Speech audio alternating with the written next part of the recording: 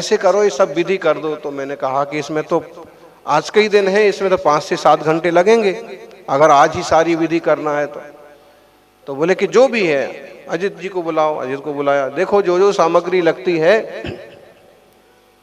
फिर एक संदीप जी थे, संदीप गांधी लसुणे वाले, तो ये 2 जने, और हमारे साथ एक बुजुर्ग महाराज सुख सागर जी।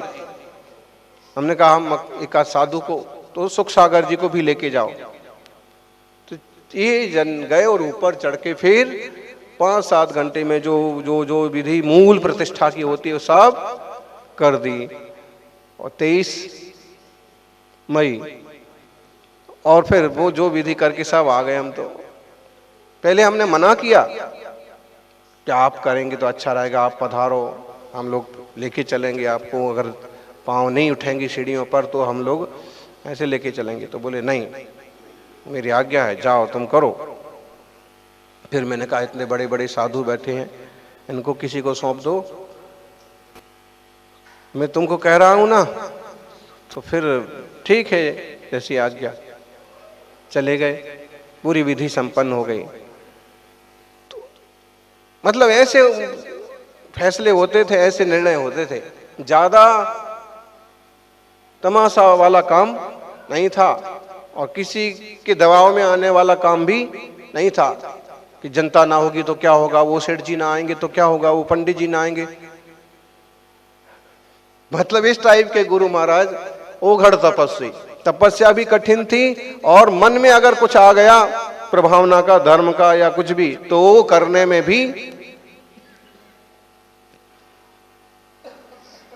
तो उसकी बात की बात है कि बिहार की बात हुई, बिहार किया तो 5-5.5 किलोमीटर तक पूरा पांव ऐसे छप जाता, जितने में चोट थी वो ऐसे स्टंप जैसा पूरी सड़क पर लग जाता था। तब भी उनने परवाह नहीं की, ऐसी तपस्वी। वहां से फिर नीम सिर गांव गए, धूल मिट्टी सब भरती थी, परवाह नहीं करते थे ना।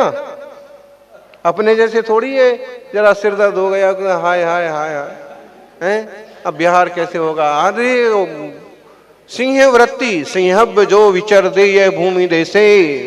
बड़े बड़े साधकों ने भी डोली का सहारा ले लिया होगा, लेकिन इतनी चोट के बाद भी, 5-5 उपवास के बाद भी उन्होंने डोली तो छोड़ो, किसी के कंधे का सहारा नहीं लिया।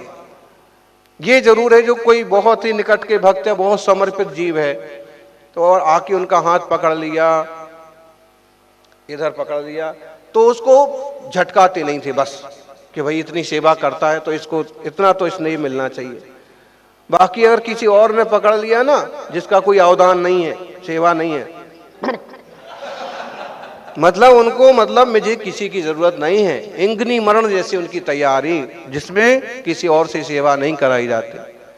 तो जहां तक हम उपस्थित रहे तो हमें ये लाभ मिल जाता था, या फिर ये नवराज, या फिर संपत जी वो, हाँ पाटनी, और या फिर मतलब एक गिनती, अजित जी, ऐसे गिनती के कुछ लोग एकदम स्वावलंबी जीवन।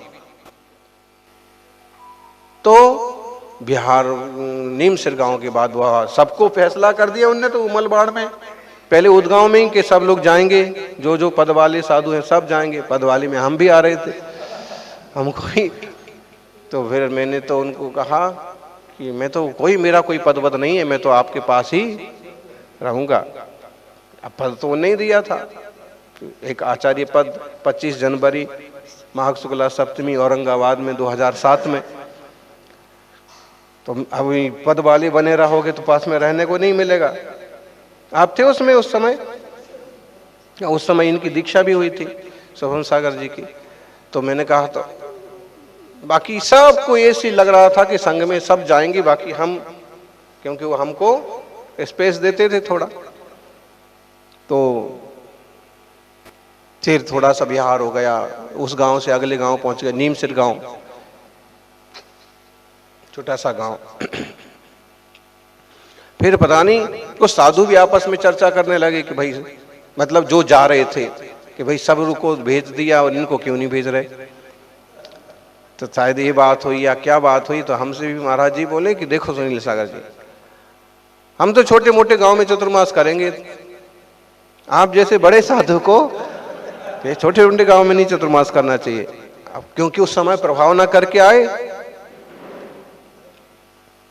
2 चतुर्मास हमारा नाते पोते, सोलापुर, अडूल, ये 3 चतुर्मास अलग हो चुके थे।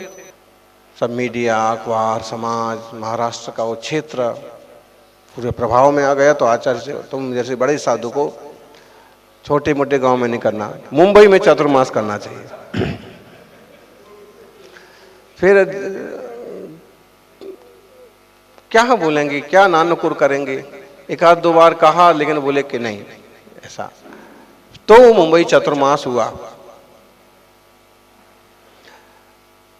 फिर इधर गुरुवार कोल्हापुर पहुंचे और पूरा चतुर्मास में कठिन से कठिन तपस्या करते रहे। हमारे पत्रों का बस इतना ही जवाब देते कि अभी वहीं प्रभाव ना करना है, वहां के 2-3 पंच कल्याण करवा के फिर इस तरफ आना, अभी मत आना। और फिर 24 दिसंबर, 23 दिसंबर वहां सावधान तो हर पल थे, कोई बेहोशी का काम नहीं। कठिन से कठिन तपस्या, इंगनी मरण, किसी से सहयोग नहीं लिया। और 24 दिसंबर को उन्होंने बैठे बैठे उत्तम समाधि साधी। और भरत मिंडा ने कैसे बता दिया, कल पूरा वो सामने बैठे रहे। 450 किलोमीटर दूर थे हम। थे हमारे पास जैसे ही सुबह ही समाचार जब विहार कर रहे थे खार से गुलालवाड़ी की तरफ, खार से ताड़देव के लिए, तो जैसे ही 1-2 किलोमीटर चले होंगे कि खबर। जब गुरुजनों का बड़ा योगदान होता है जीवों के जीवन के निर्माण में, और फिर अगर वो मोक्ष मार्ग की बात हो और सच्चे साधकों के विकास की बात हो, तो फिर विकल्प तो थोड़ा होता है। जो भी रहा, हर इंसान में खामियां भी होती हैं और खूबियां भी होती हैं। हर इंसान में खामियां भी होती हैं और खूबियां भी होती हैं। तलाशने वाले खामियां तलाश लेते हैं और तराशने वाले खूबियां तलाश लेते हैं।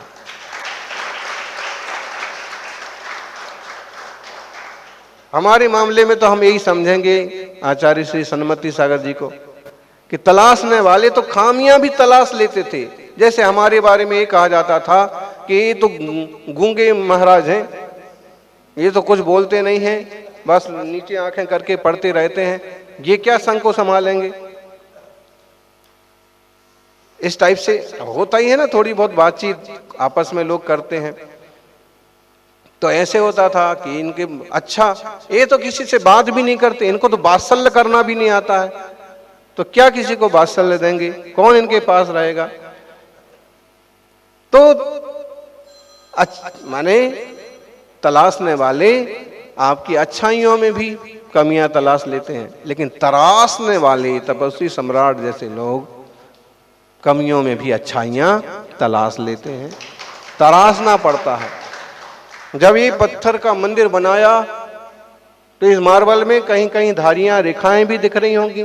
जब ये मूर्ति बनाई गई प्रभु जी की तो पत्थर ऐसा काला कलूटा पड़ा होगा, लेकिन जब खामियां देखने वाले ने देखा तो ये पत्थर किसी काम का नहीं है। लेकिन एक अच्छे शिल्पकार ने देखा कि इस पत्थर में तो पारसनाथ की मूर्ति बन सकती है, मुनि सुब्रत की मूर्ति बन सकती है। तो काला कलूटा पत्थर भी आज मंदिर में। ऐसे कहते हैं कि गुरु के पास बैठना भी पूजा। आपको बैठने का मौका मिल गया तो अर्घ चढ़ाना कोई जरूरी नहीं है। लोग आते हैं, 4 चावल चढ़ा करके चले जाते हैं। उनके जाने के बाद चीटियां आती हैं, वो आके पूरा हाल चाल लेती हैं। इसलिए ऐसे नहीं, शांति से बैठो, ऐसी कुछ चीज मत करो, ऐसा कुछ काम मत करो, ऐसी आवाज मत करो, मोबाइल मत बजाओ। गुरु के पास बैठना भी पूजा। गुरु को दूर से देखना भी पूजा। ना माला ना मंत्र, सिर्फ नमस्कार करना भी पूजा। भाव से सब कुछ होता है। कि बोलते ना सागर किनारे बैठा करो, कोई ना कोई लहर, सागर किनारे बैठा करो, कोई ना कोई लहर तो जरूर आएगी। भरे ही ना मिले हीरे और मोती, कम से कम सूरत तो धुल जाएगी। जब बड़ी बड़ी तरंगे आती हैं तो हीरे मोती मिल जाए, ना मिले तो कम से कम ऐसे ही गुरु किनारे बैठो, प्रभु के पास बैठो, देवशास्त्र गुरु के चरणों में बैठो, परिवर्तन आएगा। गुरु के नाम की माला सभी अज्ञान हरती है। गुरु के नाम की माला सभी अज्ञान हरती है।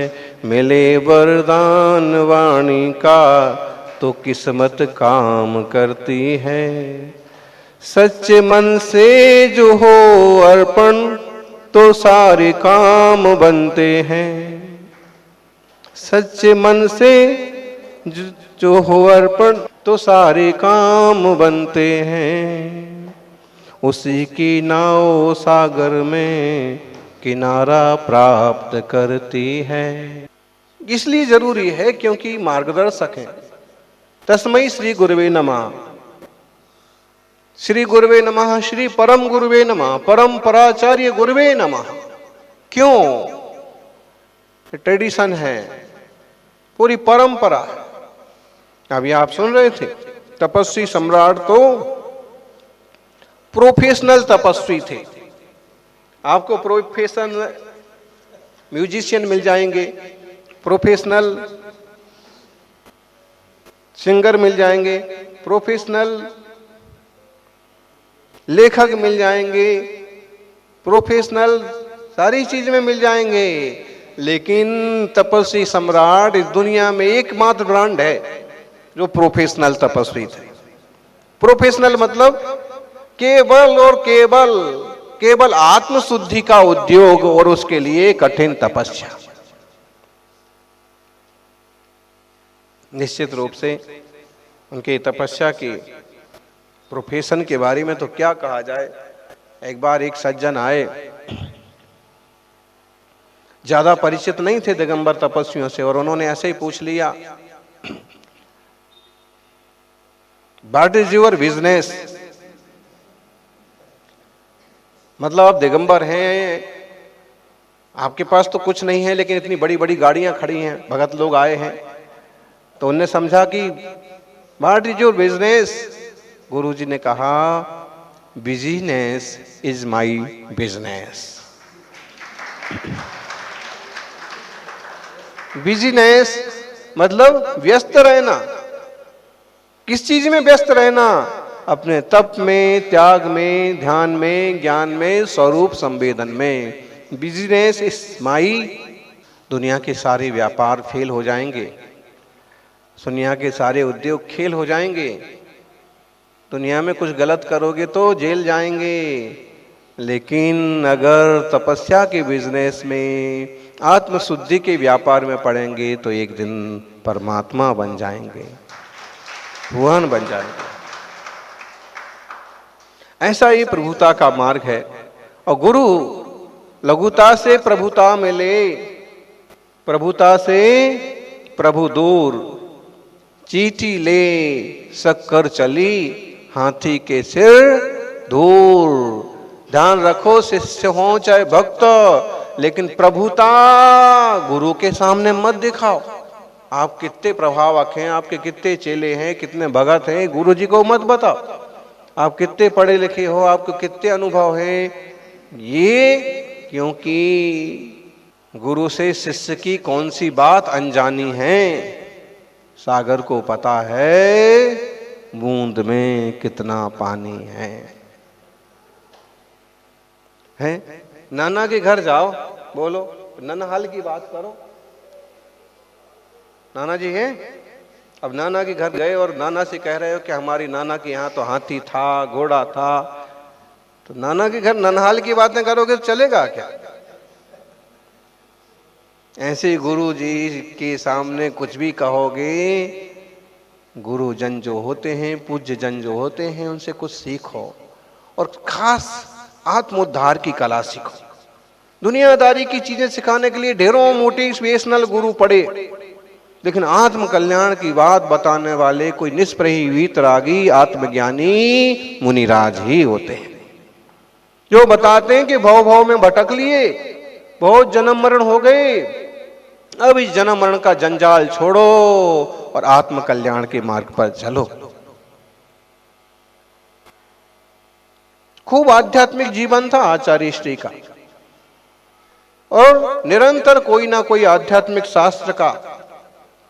जयपुर चतुर्मास में एक बड़े विद्वान नेमीचंद्र जी पाटनी टोडर स्मारक के महामंत्री भी थे, और अक्सर कर हुकुमचंद भारिल भी, ये विद्वान आया करते थे और निरंतर गोष्ठी चला करते थे। बड़ी अच्छी चर्चाएं होती थी। विद्वानों की प्रति भी उनके मन में स्नेह था, श्रावकों के प्रति, सब जीवों के प्रति था, लेकिन उनकी वीतरागता, उनकी निष्प्रहा, उनका त्याग तप अद्भुत था। आज हम उनका स्मरण इसलिए करते हैं कि उनने खुद भी लघुता से प्रभुता पाई। बहुत छोटे से गांव, कहाँ उत्तर प्रदेश का एटा जिला फपूतों जैसा गांव, और कहाँ पूरे देश में आज उनकी महिमा है, दुनिया में गरिमा है। लघुता से प्रभुता मिले, प्रभुता से प्रभु दूर हैं। ज्यादा तुम गुरु के सामने बड़े बनने की कोशिश करोगे तो, दिखावा करने की कोशिश करोगे तो नहीं चलेगा। तो हम भी हमेशा छोटे बन के रहे, सीखना ही है, चरणों में रहना है। और ध्यान रखो, कश्मीर में जाने वालों को खुशहाली, कश्मीर में जाने वालों को बहारें, सुगंधें मांगना नहीं पड़ती हैं, मिल जाती हैं। ऐसे ही सच्चे गुरु के चरण रहने वालों को सुख शांति मिल जाती है। सच्चे देव शास्त्र गुरु जिनेंद्र भगवान के चरणों में आने से जीवन में समृद्धियां मिल जाती हैं, आत्मज्ञान का मार्ग मिल जाता है। इसलिए अपन इस आत्मज्ञान के मार्ग पर चलने वाले मुनि राजों का, गुरुजनों का सानिध्य प्राप्त करें। इस कलयुग में भी ऐसी 36-28 मूल गुणों की महाव्रतों की साधना करने वाले दिगंबर तपस्वियों का सानिध्य लेते रहें। अपना मन भी निर्मल हो। जीवन में जन्म तो हुआ है, उत्तम समाधि मरण भी हो, ऐसी भावना पूर्वक। बहुत दुर्लभ छे समाधि मरण, दुर्लभ मरण, बहुत दुर्लभ छे व्रत, आ संसार में अत्यंत कठिन छे। जय बोलिए 24 तीर्थंकर भगवान की।